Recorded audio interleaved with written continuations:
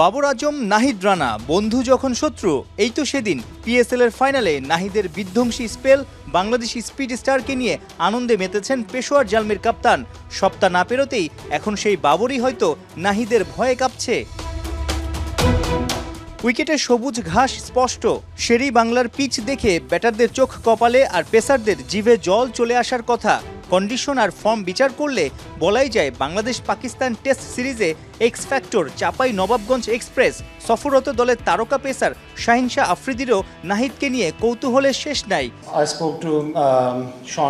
আমি শন টেইটের সঙ্গে কথা বলেছিলাম। আমার মনে হয়েছে নাহিদ বাংলাদেশের জন্য দারুণ সম্ভাবনাময়। আশা করব তারা তাকে সুন্দরভাবে ব্যবহার করবে। সাম্প্রতিক সময়ে নাহিদ অনেক সাফল্য পেয়েছে। আশা করব আমাদের সঙ্গে সে ভালো খেলবে না। টেস্ট কি ওডিআই, সাম্প্রতিক সময়ে বাংলাদেশের জয়গুলোতে বড় অবদান রাখছেন নাহিদ রানা। পাকিস্তান ও নিউজিল্যান্ডের বিপক্ষে ওডিআইতে হয়েছেন সিরিজ সেরা। মাঝে লাহোরে গিয়ে পিএসএল ফাইনাল খেলেও বাজিমাত। দেশে ফিরেই মিরপুর টেস্ট রাঙাতে প্রস্তুত হচ্ছেন। প্রশ্ন এসেই যায়, 23 বছর বয়সী নাহিদকে কতটা চোখে চোখে রাখছে টিম ম্যানেজমেন্ট? টানা খেলা আর এদিক ওদিক ছোটাছুটি তার জন্য চাপ হয়ে যাচ্ছে না তো? নাহিদ সম্পর্কে সেরা বিষয় হলো সে তার সম্পর্কে খুব ভালো বোঝে এবং উন্নতির জায়গাটাও জানে। অবশ্যই তাকে বুঝে শুনে ব্যবহার করতে হবে। পুরো ফিট না থাকলে তাকে টেস্ট ম্যাচ খেলানো ঠিক হবে না। আমাদের পেস আক্রমণ বেশ ভালো, গতি তোলার ক্ষেত্রে নাহিদই নেতৃত্ব দিচ্ছে।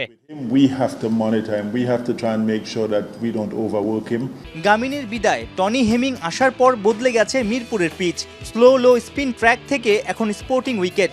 পিচ যেমনই হোক, বাংলাদেশে কখনো টেস্ট না হারা টিম পাকিস্তান লাল বলে বড় স্বপ্নই দেখছে।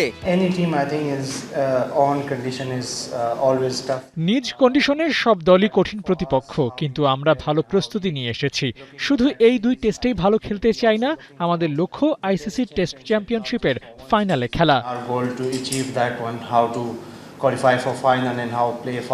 মিরপুরে বাংলাদেশ পাকিস্তান সবশেষ টেস্ট হয়েছিল 2021-এ।